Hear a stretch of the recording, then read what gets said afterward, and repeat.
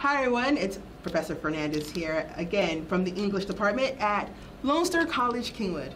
I hope that you saw the first video and you learned a couple of things. Some of the things that you've learned in that particular video is the 5 reasons why you should do an outline, a detailed outline personally. Also talked about the hierarchy of ideas and how an outline is put together. Now, one thing you want to make sure and maybe ask your professor is if they have a certain outline that they want you to follow. I know for my students, I give them an outline. This is how it should look like. Follow this outline and you will go far. So you definitely want to ask your professor to see what they want you to do. Read that assignment sheet and read it well. Read it at least 3 times and then ask questions. The more questions you ask and the clearer the assignment is, the better the grade later on.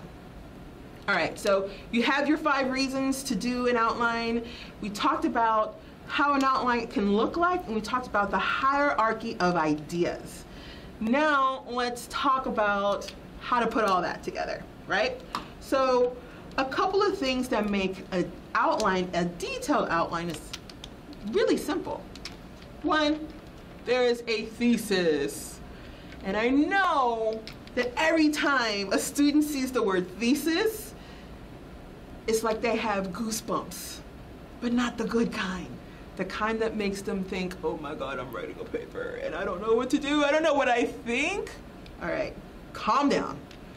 All a thesis is, at the very basic, at this very core, is a promise to the reader that you are going to say the thing that you're going to say. That's it. At the very basic, that is what it is. It is a promise that says, I'm going to write about starbursts being the greatest candy on earth. Go debate that with someone else. Don't debate it with me.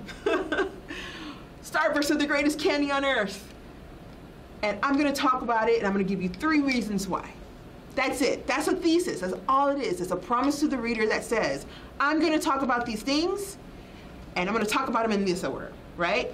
So, in academic terms, it is called a claim plus evidence. A claim is essentially what you are claiming, what you are arguing. I am arguing that starbursts are the best candy on the planet, right? And why it's a claim is because it's argumentative. I am not claiming that the sky is blue. If it's a gray day, it's probably not blue, but usually it's blue. That is very evident by going outside and looking up at the sky. That is not argumentative. No one's gonna disagree with me on that. However, if I say, the sky is actually purple and a couple other colors put together, and you look up and you see no purple and just see blue, now you're going to argue with me and say, I don't agree with you. I'm looking at blue, right? That's a claim. So it is a statement, but it's not a statement of fact. It is an opinion, and it is argumentative. Now, evidence is what you're giving to say that claim. Why do you say that starburst is the best candy on the face of the earth? I've got 3 reasons. Taste, juiciness, convenience of packaging. 1, 2, 3, right? Usually it's 3 pieces of evidence. That's usually the magic number. Some will do 2, some will do 5. It just depends on the length of the paper and what your professor wants from you, okay? So I usually, for my classes, just want 3 pieces of evidence, right? So you're gonna give me 3 reasons why this claim is a thing. And so your thesis is gonna go in your detailed outline. Another reason why it's a detailed outline is that you're gonna write full sentences. Now, don't panic. You're not quite writing this paper yet. But when I say full sentences, you're probably going to write the topic sentence of your paragraph. The topic sentence is the first sentence of your paragraph. You're probably going to write maybe any like lead-ins. I call them lead-ins. Lead-ins, or like the supporting detailed sentence. And this is where your evidence goes, like from your research. So this is evidence. Right? That's where that's going to go. You're going to have maybe, you can have your citations here already ready to go, right? We're not talking about citations in this video. That will be in another video. You have all this, and then what also goes here is maybe your conclusion and your intro. Remember that the outline is a roadmap, right? And so your detailed outline is a more detailed roadmap. So think of the Google map or the Apple map, right? You're going down and you're seeing the turn-by-turn things. You're seeing that at this stoplight, I'm gonna make a left. At that stoplight, I'm gonna make a right. There's a four-way stop here. There's a roundabout here, right? But a detailed outline are those directions that you see before you see how long it's gonna take you to get there. It is literally, this is the entire turn by turn all at once, right? That's what a detailed outline is. It's the whole turn by turn all at once. And so to do the turn by turn all at once, you're going to need the full sentences. You're going to need to write out part of the conclusion, part of the intro, part of the thesis, and whatnot. Okay? So let me take a look at my particular outline for this video and see if there's anything else I need to cover. Okay, so let's talk about the thesis here, and I want to talk about intro and conclusion as well.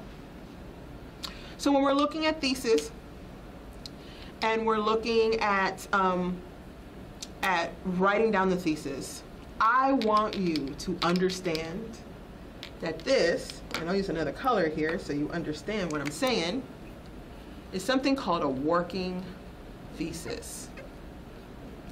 What that means is that this is what we are working with right now. As we understand the assignment, as we understand our paper, this is what we are doing.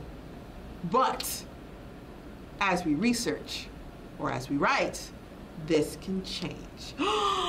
Yes, you are not married to the thesis. You are absolutely not. You are not married to that thesis until you submit your paper. Don't forget that. So this is a working thesis. It may be that you, ooh, look at this. It may be that you write the thing and you're like, you know what? I know I have these 3 pieces of evidence, but I can't find any supporting details or any research to support that. But I found research about this other thing that could be good for evidence. So you change your thesis. Just because you wrote it down doesn't mean it's in stone. It's a working thesis because your entire paper is a working paper. Until you turn it in, it's a working paper, right? Let's also talk about the intros and conclusions here. When we're talking about intro, I know some of you have learned that intros, you have a lead-in of some sort or a hook, and then there's a thesis, and then there's it, right? It looks like it's a two sentence thing. I'm gonna say no. Don't do this. Do not do this. This is awful. This is bad writing. Don't do this. What an introductory paragraph does is that it introduces your reader to the subject that you're going to cover. So if you only have a hook or a sentence and then you put your thesis, you haven't introduced anything. You've just thrown something at the reader, and hopefully they'll get on the program.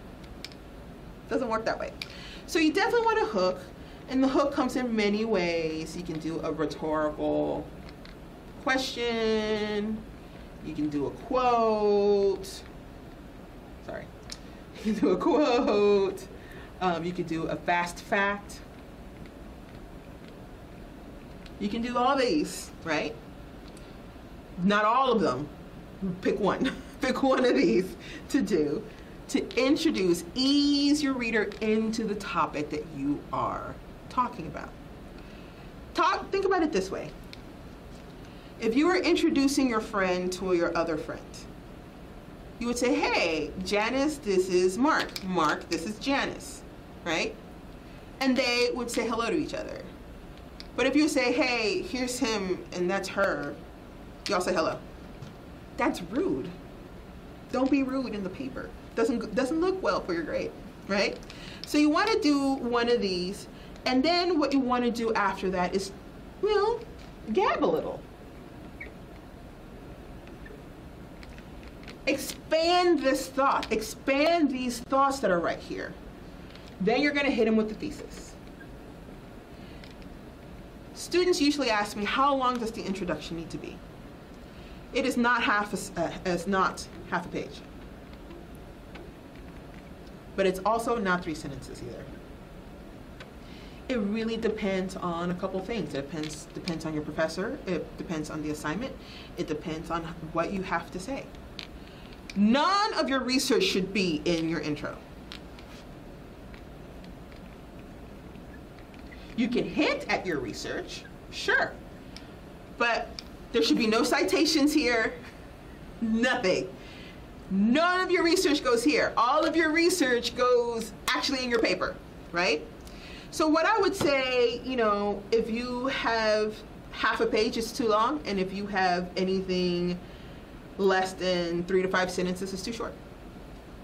You want to be robust, but you don't want to overdo it, right? And so this is why you have a detailed outline. You write that intro, and you can give it to someone. You can go to the writing lab and say, is this intro, does it make sense? Is it? And they will give you feedback. Or you can talk to your professor about it. Let's talk about the conclusion here. And I'm running out of room, so I'm gonna write over my face here. So the conclusion, as you may have heard, ties everything into a bow. Yeah, it does.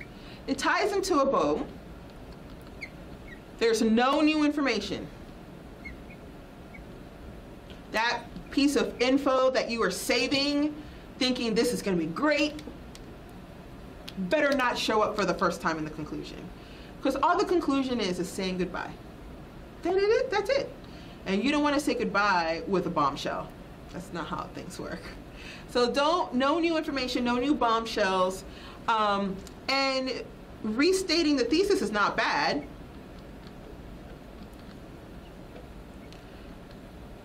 But you need to be careful with that, because you've already said your thesis. So what you could say is, according to the research, Starbursts are the best candy because they are juicy and sweet and have great packaging, right? And you're kind of giving a little of a synopsis here, a little summary, not a big summary, little, itty bitty. Little, tiny summary of what you've covered. Tiny, okay? So that's what we got going on here. This is kind of the basis of what it all is supposed to do, the theory of everything and how it works. In the next video, what I'm gonna do is actually going to put together an actual detailed outline. I'm gonna point to pieces of it, and we're gonna talk about how it could be useful to you and what you do with it. Bye, guys.